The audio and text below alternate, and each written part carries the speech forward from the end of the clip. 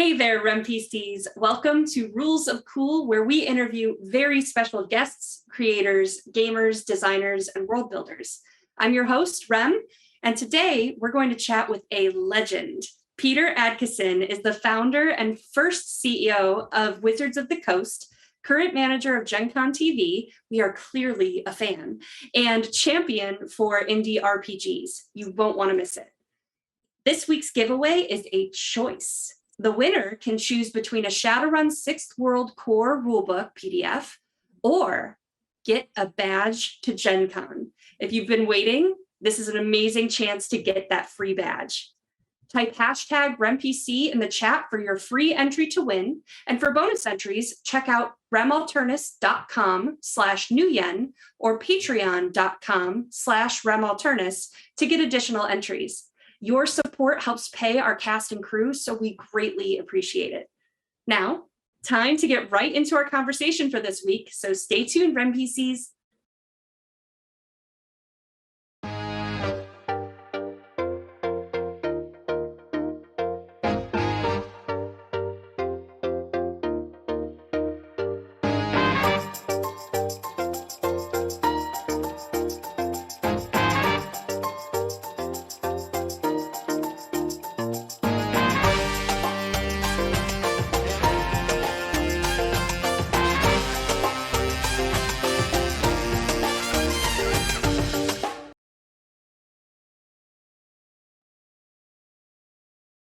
Hi, everyone. Welcome back. It's me, Rem, and I am here with, as I said, legend Peter Adkison. Hi, Peter. Hi, how are you? I'm great. I'm so excited to talk to you today. I'm so excited to be on your show. I mean, you got such a great show. You're kicking butt. Guys, I'm going to clip that and play it anytime I need, that proud moment there. Yeah. You need a couple of takes. Sarah's show is so good. Sarah's show is great. Sarah's like one of the best shows on Gencon TV. There you go. You got a couple options. Oh my gosh, I'm blushing real hard right now. It's a good thing you have red hair. Yeah, right? So tell us a little bit about you, Peter, before we get into all the career stuff. Who are you as a human being?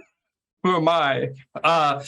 Well, I have an amazing wife, Dee Fenton, and she works in the world of corporate compliance. So she does like stuff that's actually useful. And I work in entertainment, and she thinks her work is really boring. And I think, yeah, but honey, you're doing stuff that actually really matters. And we live in downtown Seattle, and a high-rise condominium that my wife owns. I just think the world of her. So we like to go walking, we like to go hiking, we like to play games. She prefers board games, I prefer role-playing games, but we both like both, so it's all good. That's it. That's all we do. That's super cool. It's great to find a fellow gamer to share your love in, but still have competing separate interests as well. Yeah, that's right. So let's go back to the days of old. How did you discover your love of gaming?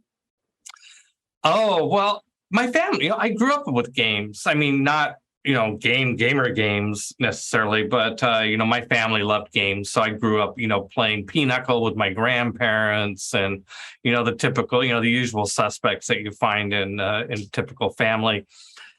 And so that was just like an accepted pastime. And then at some point, we ran into Risk, the old, I don't know if it's a Milton Bradley or Parker Brothers. Anyway, board game, take over the world sort of game. And we just loved it. Now, we being my dad and my mom wasn't so sure. But that was kind of our gateway drug into, in that time, there were no role-playing games or trading card games, but wargaming was, sort of the roots of what we think of as the tabletop gaming hobby. Was in that time, it was almost strictly war games. And that's, and there were two types of war games, there was the board war games, you move chits around, or they're miniatures war games, historical miniatures. So we got into that when I was about 11 or 12. So this is like 1972, something like that. And we went in deep really fast. My dad and I just loved to play these games. He was in the military, so he had military friends, and they would come over, and I grew up playing these types of games, and then from there it went into every other type of game. Yeah, fair. And I love that family beginning and moving into that deeper and deeper love of as you discover more games and Right. get into different rule sets and stuff. That's a lot of fun. So what inspired you then to make the jump in your early career to start a gaming company? Yeah, so I was exposed to Dungeons and Dragons in 1978, and I had just before that became a fantasy fan in the sense that my older brother gave me The Hobbit, and so I was like riding high from like, oh, fantasy is really interesting. I hadn't read any other fantasy works at that time. And so when I went to the game, so I got into role playing games, and I just fell in deep. I very quickly started creating my own world, Chaldea, and which I've been running ever since. And so there was a time while we were in college, I had friends, and we had just one of them had just purchased one of those big box sets from the Judges Guild, and we were opening it up and drooling over it and looking at it. And my friend says, we could do this. We could make something like this. We're imaginative enough, and so we thought, wow, oh yeah, that's a really cool idea. And we kind of fantasized about that as a little group for a few minutes. And one of my friends said, yeah, we could call it Wizards of the Coast, because that was the name of a Wizards Guild that was in one of the campaigns that we were playing in. And this was like a badass guild. Like if one of the Wizards of the Guild showed up on the battlefield, you were like, uh-oh, stand down. Like, don't want to mess with these guys. So there was sort of an attitude about it right from the beginning, And so we thought, yeah, maybe we should start a game company. And then we're like, maybe we should finish college first. So this has been, because this conversation was taking place in, I don't know, 1980, 81, something like that. And so it was 10 years later that actually, circled back to that idea and decided to get into game publishing in 1990. Amazing. And from there, and so Wizards of the Coast was founded. Yeah. Yeah, that was when we formalized it. It's funny, we did occasionally, we would do something and we would write Wizards of the Coast on it just for fun, like my friend Ken did the graphic design of somebody's wedding invitation and he wrote Wizards of the Coast on it. I had my first self-publishing sort of thing was this thing called Castles and Conquests, and it was wargaming rules because, again, my roots in wargaming. So it was wargaming rules for D&D or for fantasy, any sort of fantasy campaign. And I put Wizard of the Coast, but none of that really, counts in the long run. But we were sort of using the name informally and for throughout the 80s, and then it was in 1990 that we started the company officially and got serious about it. And the rest is history, as they say. Awesome. And so one of your early projects was the Primal Order? Yes, that's right. So when we started Wizards, I had not yet met Richard Garfield, who was the genius game designer who came up with Magic the Gathering. When we started Wizards, we were just going to be an RPG company, because that was our first love. And so we sat down. The first meeting we ever had as a company, we all just sat in a room and brainstormed ideas for products that we could do. Like, oh, we're going to start a company. That's cool. What are we going to make? I don't know. So we all sat around and brainstormed ideas for products. And one of those ideas was to create a book that captured a lot of the house rules we had for playing gods. So, Sarah, you might find this hard to believe, but we were power gamers. Can you? No. Yeah. I mean, we were the community, like the game Munchkin was inspired by, right? So like, so we had lots of high level characters who had went from being mortal to being demigods or lesser gods, using the orthodoxy as outlined in the Deities and Demigods book by TSR, right? So that was, we were playing some ridiculously powerful stuff, 100th level characters and all this craziness. And so, but to do that, we had come up with rules for gods. And it was like, well, there's got to be something special about a god other than just like your standard stats, right?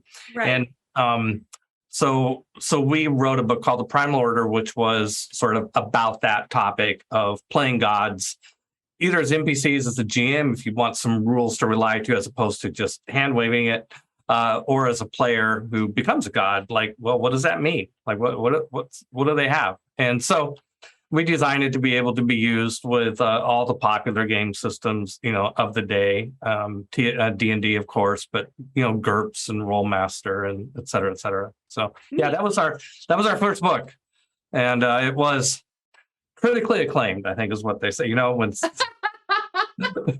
people love the book and say nice things about it, but it doesn't necessarily sell that well.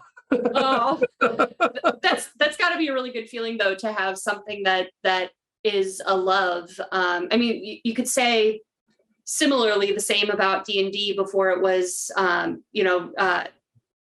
got as popular in the public eye as it is now. To say like, great, yeah, we have our niche of like this many people that like us. So that's really cool, though, creating your own systems that early on and adding to the lore of what already exists out there with different titles that you love, and that's really cool. Yeah, it was a lot of fun. It's of course Magic and Dungeons and Dragons and other brands that I've been associated with, are a lot more important. But there was something very special about when the first shipment of Primal Order books shows up, off of a truck, and we unload the truck and put the books in the garage, That's so cool. Open them up and look at it. Having that book in my hands the very first time I saw it as a complete book. That's a special moment. Anybody that's been in publishing will probably say the same. There's something magical about the first time you do that, and yeah, it was fantastic. I agree completely. It's I think I played Shadowrun for the first time with one of the writers. He was in our home group for D&D, and when we switched to Shadowrun, he had actually written our names into one of the books for like I was written as an elf genius or something like that, and I'm in Chrome Flash was my first appearance in that. And I still go and find the books at bookstores here in Montreal, and everyone speaks French up here. So I'm like, c'est moi. It's just like, you get so proud of that. Like, this is the first one. Yeah, cool. It's pretty cool. Yeah. So after Primal Order, and I'm sure some other ideas and stuff like that, you had a big hit, or several, with launching Magic the Gathering and the Pokemon trading card game. You were in charge of distribution of that? Yeah, the Pokemon came quite a bit later, but Magic the Gathering, I met Richard Garfield, who is an amazing, amazing human being, a great designer. I love him dearly. And we're still friends to this day, 30 years later.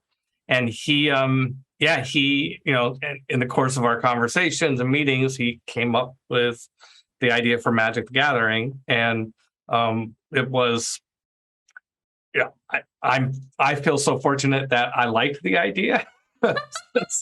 The world's much more interesting, for me that I got to be the publisher. So, it's entirely his creation. He got no help from me really, other than I published it.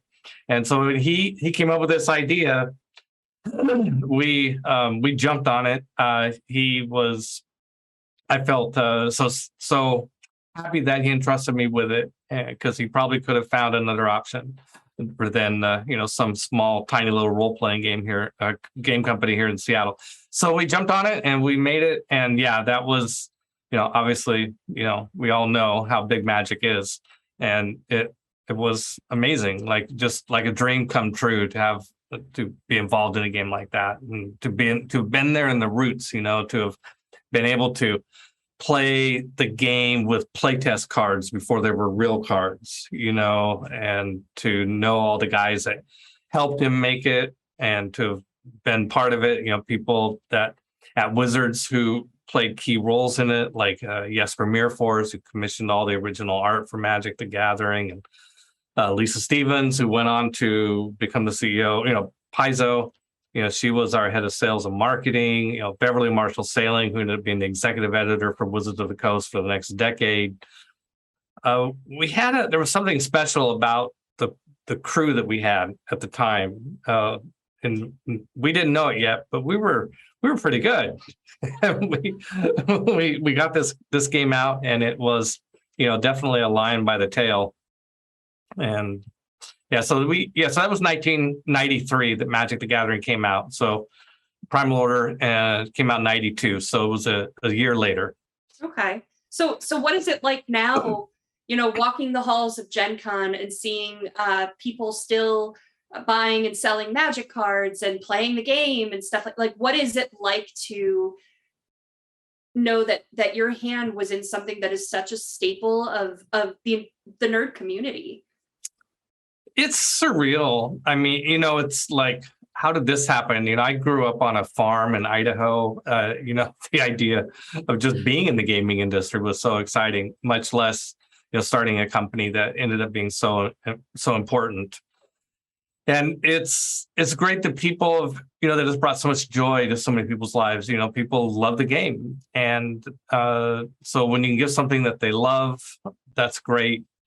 And I think another thing I'm really happy about is that with Magic, we were ultimately able to create a tournament system, we call it an organized play program where tournaments and prize purses where people could win, money for competing at high levels of the game.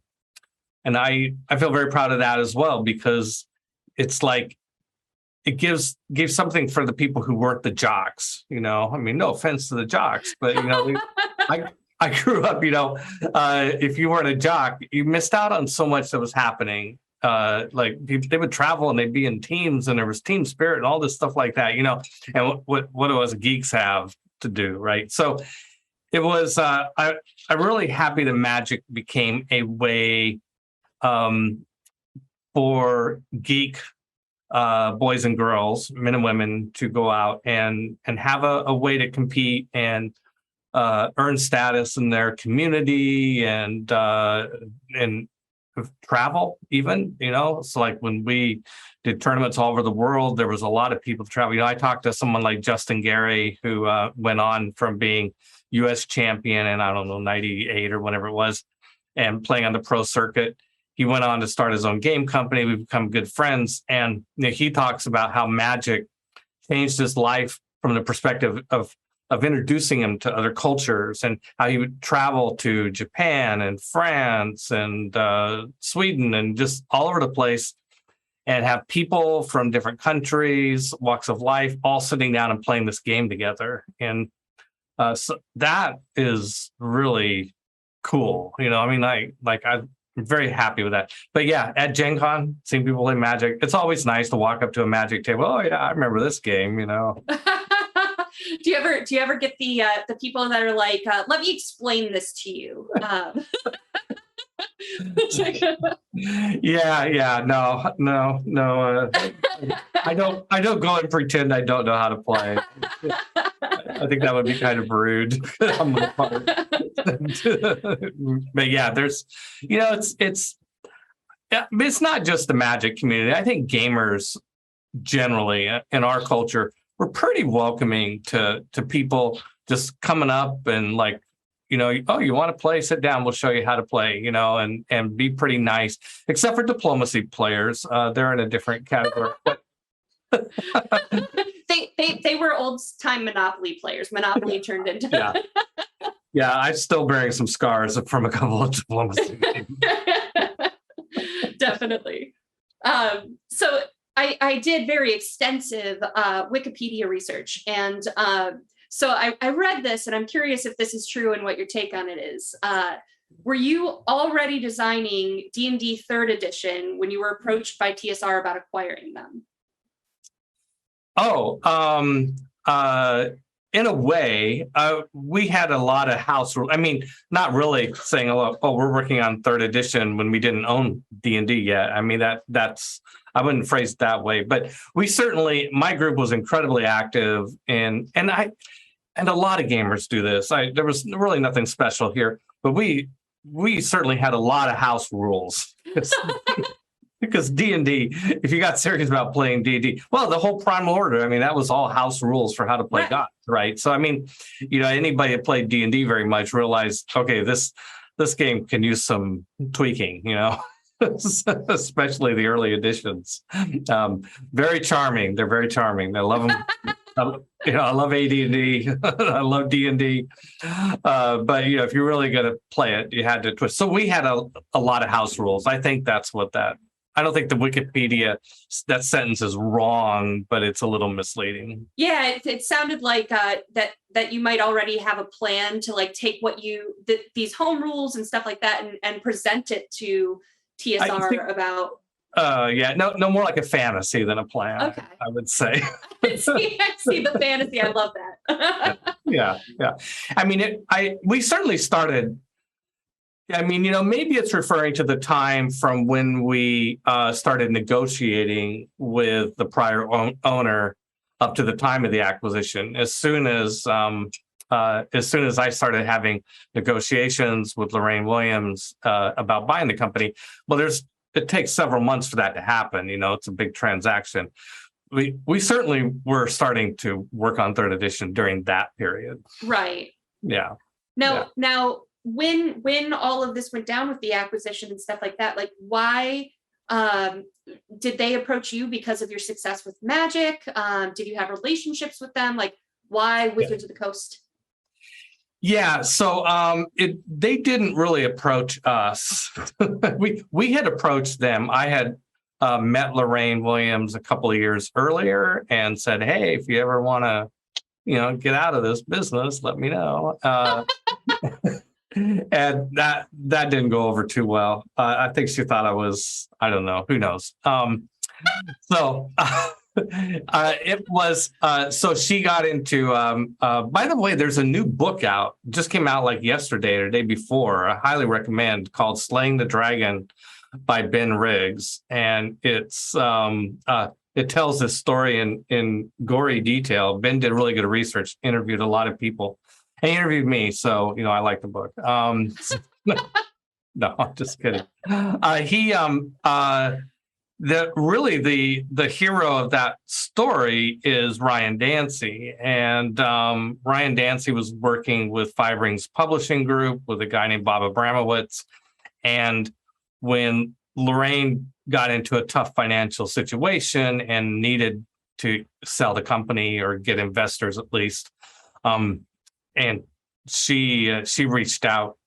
Somehow, her and Bob Abramowitz connected because Bob knew her in a previous life, and she didn't reach out to me. And so Ryan and Bob were trying to organize an investment group to buy TSR in Seattle area, and we're having trouble putting it together. And so Ryan knew me, and they reached out to me and said, hey, and as it became increasingly difficult for them, when it became clear that they couldn't get the money, and as Lorraine got into an increasingly difficult spot, eventually Ryan said, well, there is a solution here. We can call Peter Adkison. And so eventually she let them do that, and they brought me into the deal. And then we, and of course, Ryan, first thing I told Ryan was like, well, okay, I'm happy to do this, but I'm going to end up owning it, not you. It's like, how about if you come work for me and run it? And Ryan's like, that sounds pretty good. All right. Yeah. So it became so he got it. Yeah. So he ended up playing a very important role in doing that whole deal. And I think he's happy with how it turned out.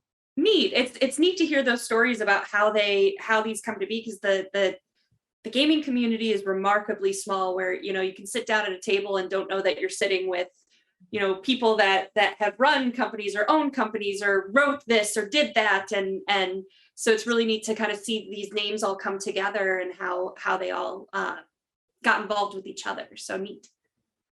Cool. Yeah, I think having worked with Lisa Stevens is another good, that's a good example. The woman who went on to start Paizo, which is now, has become a very important company in our industry. I saw, speaking of Ben Riggs, he posted a picture of let's see, it was Lisa Stevens. I don't know if it's a picture or just talking about Lisa Stevens, Mark Reinhagen, John and Michelle Nephew, the Wick brothers, and did I say Jonathan Tweet? I can't remember who all I've said already. So anyway, all these people were all working together and at Lion Rampant / White Wolf back in the early 90s. And then they all went different directions. And all those people I listed have done amazing things independently of the companies that they started. Steve Wick was just in the news for selling or merging Drive-Thru RPG with some other company. Yeah, with Roll20. Yeah. And Lisa with Paizo, and Jonathan Tweet, of course, went on to work for me at WotC and wrote 3rd edition D&D and a bunch of other credits to his name.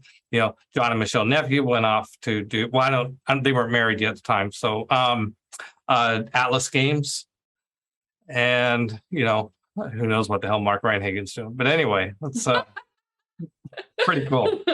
Neat. Pretty cool how talented people will find their way, right? They might get together and start a company, have mixed results. I think a lot of people don't remember Lion Rampant. They did a game called Ars Magica, which was amazing, but more of a footnote than a hit, but a really important one. And so even though that company didn't really become a big deal, it's great how people will find their way. Mm-hmm. Yeah, definitely. Cool. So I don't know how I got onto a Lion Rampant there. Not a rant, but I just have a lot of respect for a lot of people. Our industry is full of really great people and who are doing great things, and I just always like it when it works out for them. I'd like it to work out for everybody who puts in the work. It's there's a lot of talent and a lot of passion. And even if you don't have the skills, that passion just seems to manifest into like a willingness to learn and grow. And so really seeing, we didn't know anything about streaming when COVID hit. And so seeing that kind of ramp up because we were passionate about it and we wanted to make it happen. And so it's neat to watch that. And that's me not tooting my own horn, tooting my tech Tom's horn. He makes us all look good. You're here. You do it. It's great. Yeah. Tell me a little bit about a little later on then with Pokemon. Yeah, so that was so Magic, became a big hit almost right away after we came out with it in 1993. 1994, 95 grew really rapidly. There was it immediately, of course, spawned other games. I mean, people like, oh, this idea of a trading card game, we want to do something like that. And so there were probably like 100 trading card games that came out, within 2 years of Magic coming out. And unbeknownst to us, really off our radar was one of those games was Pokemon over in Japan. I don't know exactly when it came out. I should know, but at some point, and we were doing a lot of business in Japan with Magic. We sold a lot of Magic in Japan. Magic, it was our biggest market per capita. And wow.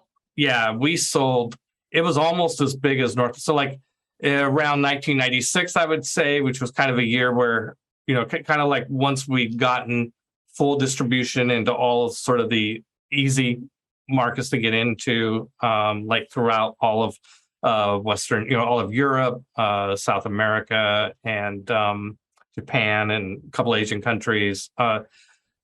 Japan was like 30% of our worldwide sales, and yeah, so it was really big. And so I was going over there regularly because it was such an important business. And I remember going over there once, and Mr. Sato, who was the head of Hobby Japan, telling me, "Sorry, Peter, Magic's no longer the #1 trading card game in Japan." And I was like, "Oh, no, like, I mean, I love, I love this business, and I love a lot of games, but you feel protective of your own game. You want it to, not that I didn't want other games to do well, but you just worry about like the livelihoods of your employees and stuff like that." And so he introduced us to Pokemon, and we were like, "Oh, okay." It was comforting in a way, because we realized right off the bat, this was not a direct competitor. This was a game that was very linked to a media franchise, a game, the Nintendo Game Boy. It was targeted at a younger market, and it was really for anime fans as well.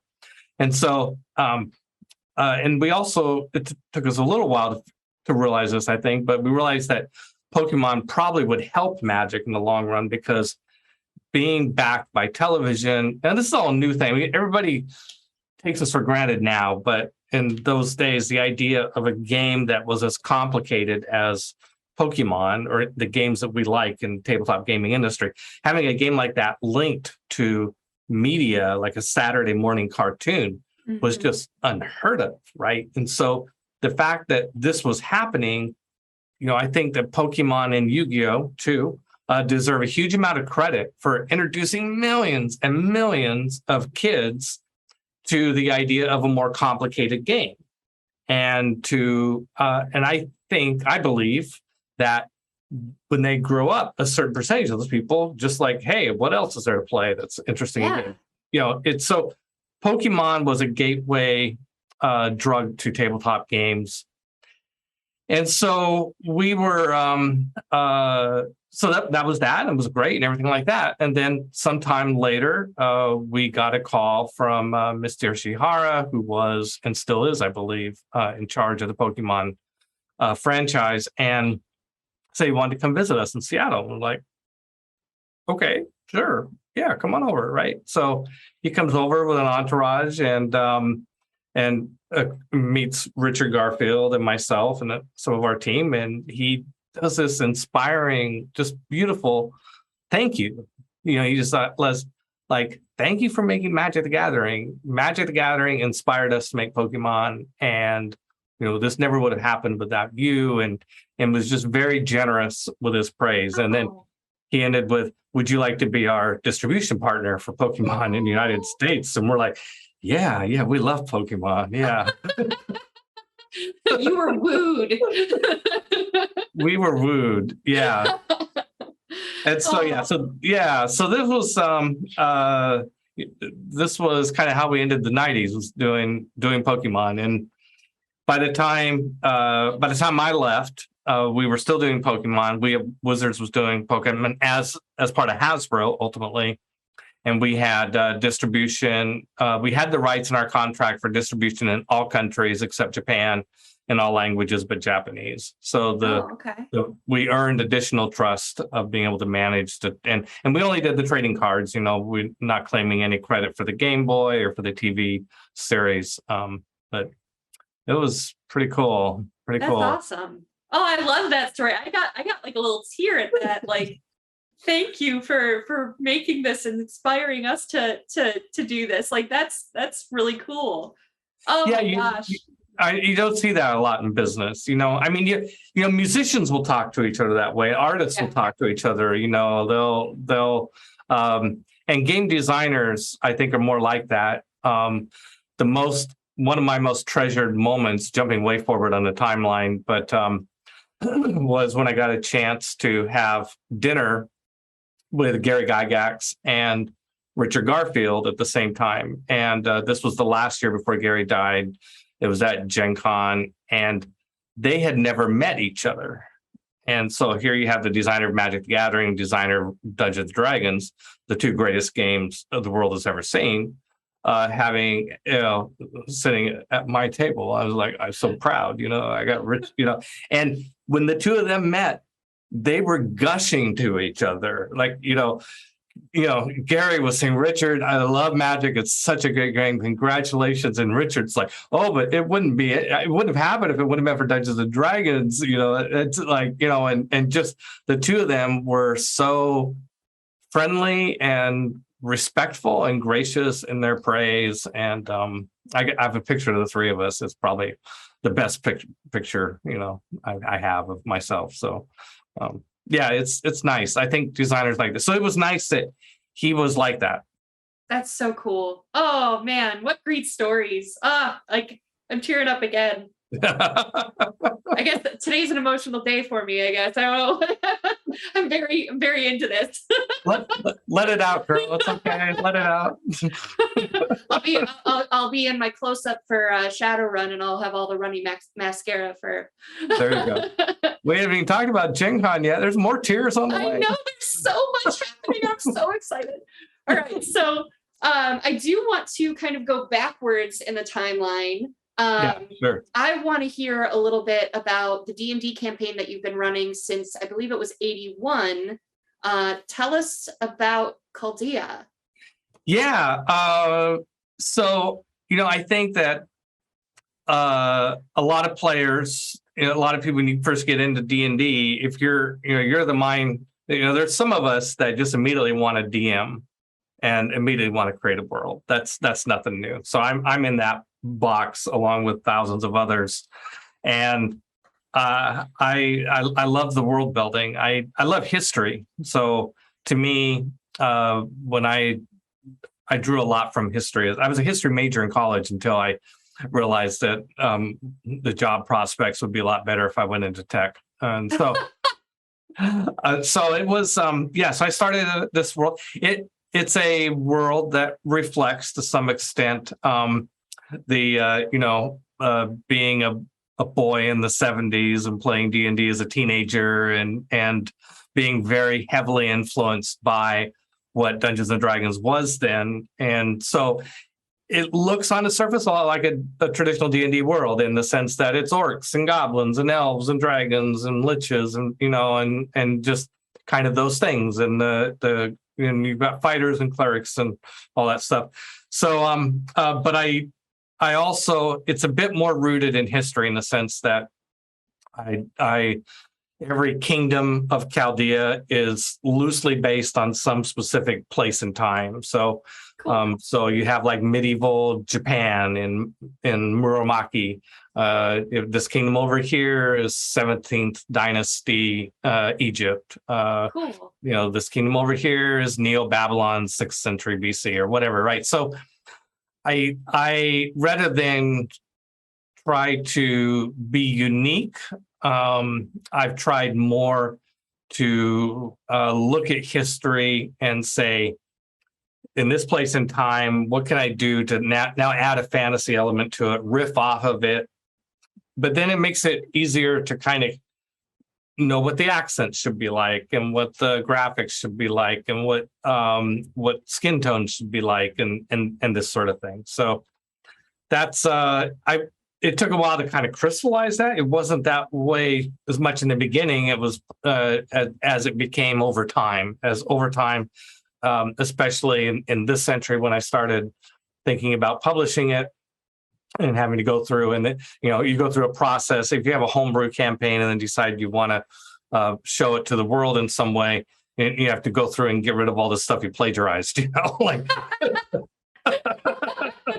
You got to throw out the Lochnar. You got to throw out the Illiter Stone. You got to throw out Elminster. You got to get rid of all. I love your honesty. Yeah. So it's like, okay, where did I steal this from? Okay, I stole it from somewhere. I don't remember. Get rid of it. So yeah. So Chaldea, you started what world building in 81, and now it's a series that you're producing, correct? Like, what is that whole transition in terms of the format? Yeah. So until about 10 years ago, it was just my fantasy campaign, right? That I just used for gaming, playing with my friends and world building and stuff. And mostly Dungeons and Dragons, but not exclusively Dungeons and Dragons. I'm also a big fan of Burning Wheel. And so if I'm running a game for my friends, there's a higher chance it's going to be a Burning Wheel game. But since most people like to play D&D, that's the most popular game. You got to cater to that. And that's okay. I love D&D too, so no problem. So when I decided that, so what happened in 2011, one of the companies that thankfully most people haven't heard of, they can't all be winners when you're an entrepreneur. Not every kind of company ends up being a winner. So I had a company that I started in 2005 that went out of business in 2011. And so after that company went out of business, I kind of crawled into a cave for a little while and drink a lot of whiskey probably. And and on a lark, after just kind of wallowing for about a year on a lark, I just said, hey, I've always been interested in movies. I think I'm going to go to film school. So I just went online, found a local, I didn't try to get into, USC or some fancy place. I just went to a VOTech sort of level, local filmmaking school and got a 1-year degree in filmmaking. And it was a lot of fun. I got what I needed. It was great. I, learned cameras and lights and microphones and all sorts of stuff. But then it's like, well, what do you do with this? And almost immediately there were two things I wanted to explore. One was doing something with Chaldea. It's like, okay, I've invested my whole adult life and some of my teen years to creating this fantasy world. Mm-hmm. But I don't want to go through trying to make a big budget movie. I don't have that kind of money, right? I have enough money to play and do interesting things. So that, and I kind of made a commitment to myself that I would never go out and raise money again, because I'm good at it, but I hate it. And so I'm not going to do that. So what can I do on a budget? And I'm still kind of trying to figure out the answer to that. But somewhere along there, we decided that I have a good friend named Steve Connor, who's a screenwriter and has been playing Chaldea since the 80s. And I said, hey, I got enough money to hire you, and we can do a film shoot once in a while. What can we do with Chaldea? And so we've been trying to answer that ever since. And so the idea is that we're telling a story in a combination of short films and fantasy art. And we were using a lot of comic book art. We're not doing that as much anymore. And stitching together just stories. Like, I'm not that interested in publishing a Chaldea campaign setting, because there's so many campaign settings out there. I'm not, but I am interested in showing the world and telling a story through media. So so like right now, the way we're doing that is what we call Actoroki, which is also on Gencon TV, how you and I know each other. So and because I mentioned there were two things. The other thing that I've been exploring, that I've been very interested in, is the process, the idea of making a film where the story was created in a role-playing game. I'm just very interested in this. And clear back in film school, I was doing this while I was in film school on the side. It's like, these people aren't going to be able to keep me busy. I've worked 16-hour days. And so I started just filming role-playing games before people were doing it on Twitch stuff. I mean, I think people were starting to do it in other places. I just wasn't aware of it. And so when I finished film school, the first film project that we did is I ran a series of Fiasco games, because I thought Fiasco would be great for creating a story. And it is. It works well. And I picked one of those Fiasco stories that we had filmed with some great local RPG players. And we changed it into a script, and we filmed it. And it's called The Devil Walks in Salem. It was using the Salem 1692. I remember whenever the Salem witch trials were. Anyway, it was the Salem play set, and they played it instead of the typical fiasco. Typical fiasco is in sort of a Coen Brothers style comic drama crime thing. They just did it in like a serious style, and so it is a very dark sort of film. And so, but Actoroki is kind of like that process of thinking about stories into films that way has led us to Actoroki. So that's a long setup. Do I have time to actually now explain Actoroki? Yeah, okay. please do. Yeah. Please do. So what we do in Actoroki is we really tighten this down to where we play a D&D game, and then Steve writes a screenplay adaptation of that game in just a few days. And 1 week after we play the game, we're filming actors acting it out. And the filming is done in front of a green screen so that we can very quickly edit it. It simplifies filming because we don't worry about elaborate locations and all that sort of stuff. We just film against a green screen. We swap out the green screen for fantasy illustrations during the edit it together, and create a movie.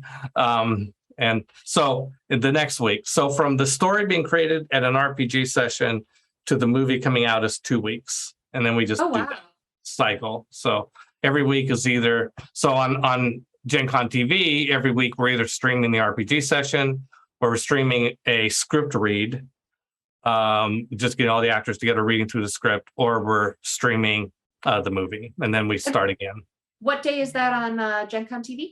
Oh, thanks for asking, Sarah. It's on Wednesdays at 6 p.m. Pacific time, or I think that's 8 p.m. in your time zone. Wednesday, 6 p.m. Pacific, so 8 Central? Yeah, 8 Central, yeah. Awesome. So, Thursday nights, you're watching us here. Right. Every Wednesday, you can watch Actoroki. That's really cool. I like that concept a lot.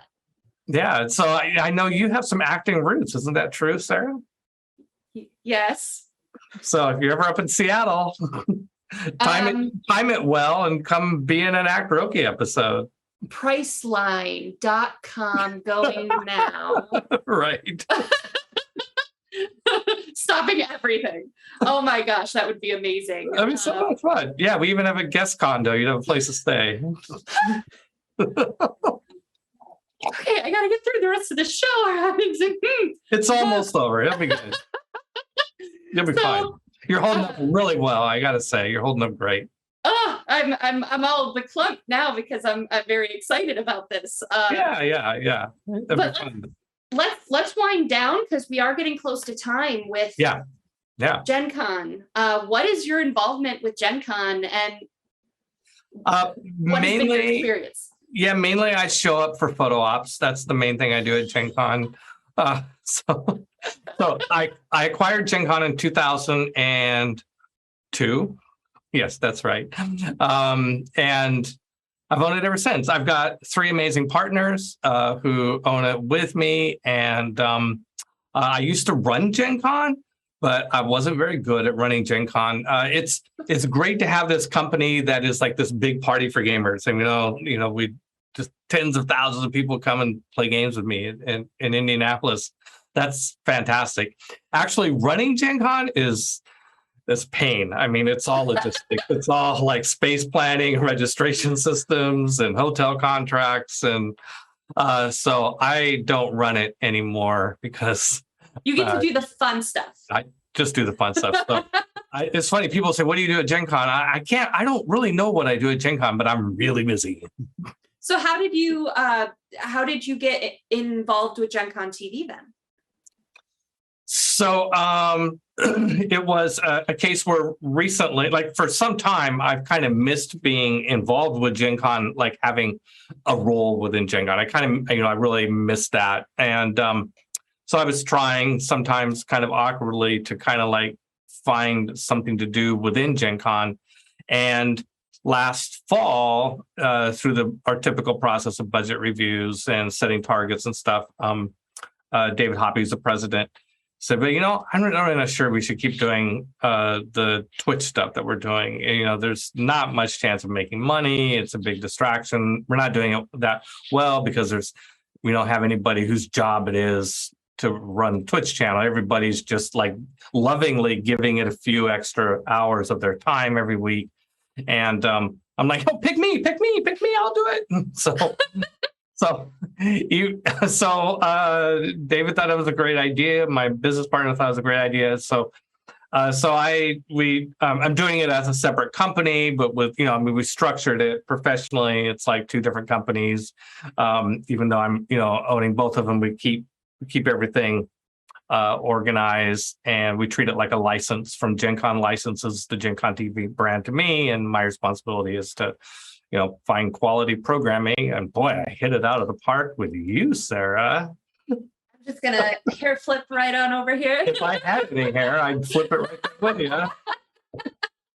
So we had when I started in February, we had 2 shows, Table Takes and Board Games with the Brothers Murph. Excellent shows, really love them. We still have them, but now we're up to, we were at 10 shows, but Kathy has been ill, so Kathy Paints is on hiatus for the time. So right now we're at 9 shows, and our viewership numbers have gone from typical show being a couple hundred viewers up to, most of our shows now are getting somewhere from 500 to 2,000 views on a typical episode. So I think the idea, David and I both, I don't know who deserves credit. We both were of the same mind, I think, right from the beginning, which is like we really need to do with this channel is get more shows, and that more shows, and it's like a channel, and then we have more ways to advertise it and talk about it. And somebody comes in for one show, they'll see other shows. It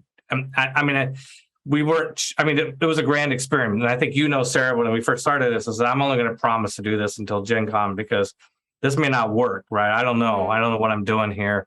But that idea, I think, has worked. I think a combination of having more shows, great shows, a little help from there being a lot of eyes on Gen Con right now, has all contributed to, and so I've said, okay, I'm going to keep doing it. So we're going to do it. We're going to do it another year. And you're going to come with me, right? You're with me? Yeah. Oh, yeah. All right, you heard it here. Renewed for another season. Yay! We were waiting to get the news. We were like, come on, give us, because we started in April. We were like, 3 months. Let's keep going. Yeah. Well, I was always pretty sure I would, but I just wanted all the contracts to end at the same time, just in case I decided I hated it or whatever. So sure. I was always 90% sure I was going to keep doing it, because it really satisfied the deeper need that I have, which was to wanting to be more involved somehow with the Gen Con business, and so I'm really happy. I love it. Running a Twitch channel. I'm very involved with Table Takes and Actoroki are the 2 shows that we kind of produce in-house, if you will, and found great producers like you to come in and fill out the rest of most of the weeks. We still need a Saturday show. Anybody out there wants to do a great Twitch show on Saturday, let me know. That's awesome. Well, and thank you for the opportunity to come and play. I told my story on Facebook of how I kind of oopsed into this because we had some mutual friends. I am not very well versed on who's who in the gaming industry. So I was like, yeah, sure, let's be friends. And then you made the post that you were looking for content for Gencon TV. And I was like, yeah, sure, check out what we do. We do good stuff. And it all worked out. And then as I started researching, I'm like, who is this guy? And I'm like, oh. All you knew was that he was cute. Sure. That's all you knew, right?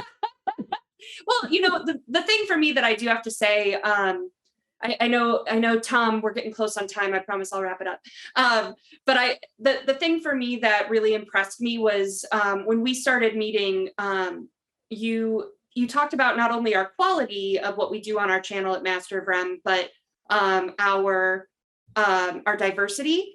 And that kind of pricked my ears up, because our whole mission was created based on creating a safe space for gamers of all backgrounds and lifestyles. Absolutely.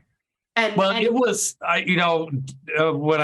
this was something that's important to us with Gen Con. Gen Con really wants to be more, we have a big DEI initiative, be more diverse, more inclusive. And it's, it's something I didn't, I came from Idaho. It was, I have a narrative arc of starting off on one side of the spectrum, the cultural and political spectrum, and, now being over here, really embracing, wanting to see as many people from as many walks of life, everybody feel comfortable at Gen Con and in life, have better opportunities. And so this has been an important thing for us at Gen Con. And so when I saw that on your website, like I went to your website and the very first thing is this big, statement about your values and inclusivity. That was like, okay, well, I hope their stuff's good because I want this gal.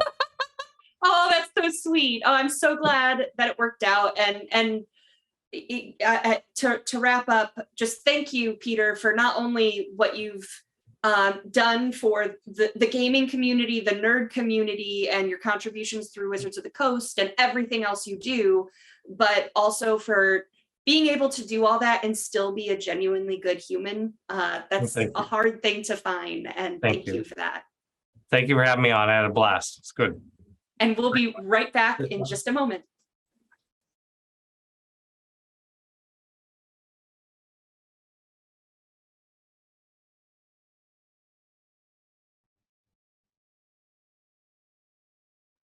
Last time on Shadowrun Emerald Glitch, technomancers played some dirty tricks and disrupted Violet's conversation with Nini Xiaolu as our runners tried to defuse the new mob war before it spirals out of control.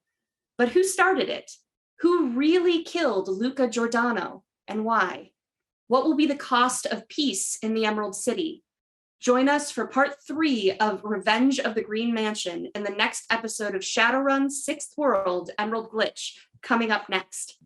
And don't forget that we have a wonderful giveaway, your choice of a Shadowrun 6th World Core Rulebook Seattle Edition or a free badge to Gen Con. Thank you so much to Peter for donating such a great prize. Enter to win by typing #RemPC in the chat, and you can get additional entries to win by going to our donation page at www.remalternus.com/Nguyen. All donations help us to pay our cast and crew and keep producing content. And our biggest donors can have a message read at the end of the episode by the Shadowrunner of their choice, so check it out. And did you know we have more shows like Shadowrun Emerald Glitch on our Twitch channel? We stream 5 to 6 days a week over on www.twitch.tv/masterofrem, including the Dresden Files RPG, Shadowrun 5th Edition, and more. So check us out and give us a follow. Thank you all for joining, and we'll see you next time, where we talk with game designer and creator of the Cortex system for RPGs, Jamie Chambers. So we'll see you next time, RemPCs.